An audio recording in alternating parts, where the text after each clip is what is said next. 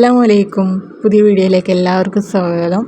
അപ്പോൾ നമ്മുടെ ഒരു ദിക്ർ പഠിക്കാൻ പോവുകയാണ്. നിങ്ങളെല്ലാവരും ജീവിതത്തിൽ ഒരു തവണ അല്ലെങ്കിൽ പലതവണ അനുഭവപ്പെട്ടിട്ടുള്ള ഒരു കാര്യമാണ് ടെൻഷന് അഥവാ മാനസിക ബുദ്ധിമുട്ട്.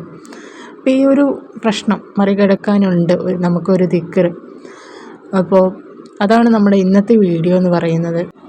ജീവിതത്തിൽ ഏതൊരു വ്യക്തിയും അനുഭവപ്പെട്ടിട്ടുള്ള കാര്യമാണല്ലോ ടെൻഷൻ. അതിപ്പോൾ ഏതൊരു വ്യക്തിക്കും പലതരത്തിലുള്ള ടെൻഷനുകളുണ്ടാവും. സാമ്പത്തികമായിട്ടുള്ള ബുദ്ധിമുട്ടാകാം, അതല്ലെങ്കിൽ ഫാമിലി ഇഷ്യൂസ് ആകാം, കരിയറുമായിട്ട് ബന്ധപ്പെട്ടാകാം, ഇനി ഒരു വഴിയുമില്ല, ആകെ വഴിമുട്ടിയ അവസ്ഥയാകാം. അങ്ങനെ പലതരത്തിലുള്ള ടെൻഷനുകൾ അനുഭവിക്കുന്നവരാണ് നമുക്ക് ചുറ്റിലുള്ളത്. അപ്പോൾ ഈ ടെൻഷൻ നമ്മൾ എന്തായാലും മറികടക്കേണ്ടതുണ്ട്. ജീവിതത്തിൻ്റെ ഒരു ഭാഗം മാത്രമാണ് ടെൻഷന്, അല്ലാതെ ജീവിതം മൊത്തം ടെൻഷനല്ല.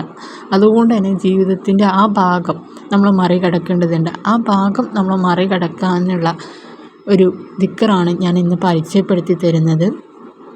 അപ്പം ഞാൻ പറഞ്ഞു തരുന്ന ദിക്ർ നിങ്ങളുടെ പ്രയാസഘട്ടങ്ങളിൽ നിങ്ങൾ ഒരു ശുഭാപ്തി വിശ്വാസത്തോടു കൂടി ആവർത്തിച്ച് ചൊല്ലുകയാണെങ്കിൽ അതുമായി ബന്ധപ്പെട്ട പ്രയാസവും പേടിയും ശത്രുക്കളുടെ ഭീഷണിയും വലിയ പ്രതിസന്ധികളൊക്കെ നിങ്ങൾക്ക് വളരെ ലളിതമായിട്ട് നേരിടാൻ കഴിയുകയും നിങ്ങളിത് ചൊല്ലുന്നതിലൂടെ നിങ്ങൾക്ക് ആശ്വാസവും ആത്മവിശ്വാസവും കിട്ടുകയും ചെയ്യും.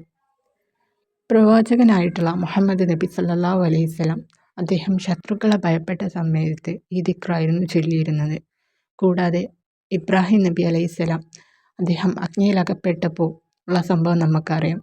ആ സന്ദർഭത്തിൽ അദ്ദേഹം ഈ ദിക്റായിരുന്നു ചൊല്ലിയിരുന്നത്. ഇതിലൂടെ രണ്ടുപേരും അവരുടെ പ്രയാസഘട്ടം അതിജീവിച്ചു. മാനസിക സംഘർഷം അനുഭവിക്കുമ്പോൾ നാം ഈ ദിക്ർ ചൊല്ലുമ്പോൾ അതിലൂടെ ആ മാനസിക സംഘർഷം മാത്രമല്ല കുറക്കാൻ കഴിയുന്നത്, അള്ളാഹുവിലുള്ള വിശ്വാസം വർദ്ധിപ്പിക്കാനും അള്ളാഹുവിൻ്റെ സംരക്ഷണം ഉറപ്പാക്കാനും കഴിയും. ദിക്ർ ഇപ്രകാരമാണ്: ഹസ്ബുനല്ലാഹു വ നിഅമൽ വക്കീൽ, ഹസ്ബുനല്ലാഹു വ നിഅമൽ വക്കീൽ. ഇത് അറബിയിൽ ഞാൻ കൊടുത്തിട്ടുണ്ട്, അതുപോലെ മലയാളത്തിൽ താഴെ കൊടുക്കുന്നുണ്ട്. അള്ളാഹു മതി, അവനാണ് ഏറ്റവും മികച്ച സംരക്ഷകൻ എന്നർത്ഥം വരുന്ന ഈ ശക്തമായ ഖുർആനിക ദുആ നാം ടെൻഷൻ വരുന്ന സമയത്ത് ആവർത്തിച്ച് പറയുകയാണെങ്കിൽ ഒരു തസ്ബീഹ് എടുത്ത് പറയുക. അങ്ങനെയാണെങ്കിൽ നമുക്ക് ആ ടെൻഷൻ കുറയുന്നതായിട്ടും ആ പ്രശ്നത്തെ അള്ളാഹു ലഘൂകരിക്കുന്നതായിട്ടും നമുക്ക് കാണാം.